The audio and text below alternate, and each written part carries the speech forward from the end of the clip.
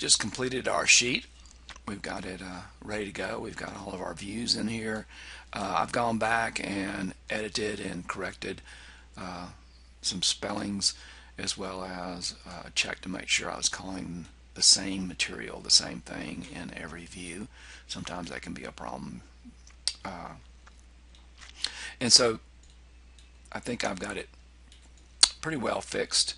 Added column dimension, or added column notes to the typical floor plan. Renamed this typical steel framing structural plan. Left the 2 in there so that I know what level that's on. So we're ready to print. And to do that, we're going to go into print here. And when you print, I would recommend do a selected view or sheets. And so I'm going to select, and in this case you'll see here sheets and views, and I'm just going to turn off all the views, so only sheet showing is right here. And so I checked it, and then I named this sheet print just so that I could select it later. That's the difference. And so you'll see it's called sheet print right here. Once that's done, I want to go up and check the properties. I'm going to come in here to the main menu, and I don't think there's anything here that I need to change. No.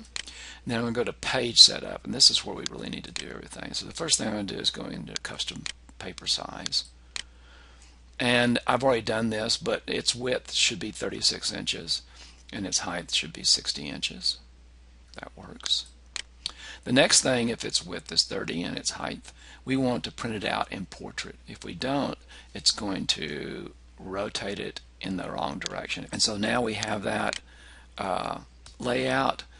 We want to print centered so that it's centered on the sheet, and then I can trim it down from there.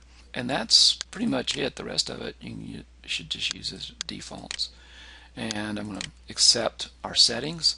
So we've got the sheet that we want to print. We've got the properties set the way we want them, and I'm going to click the print button and send it forth. Now it should be at the printer. So that's how you print from Revit. If you do, it'll come out, all your drawings will come out to scale the way they should be. So onward to the next tutorial.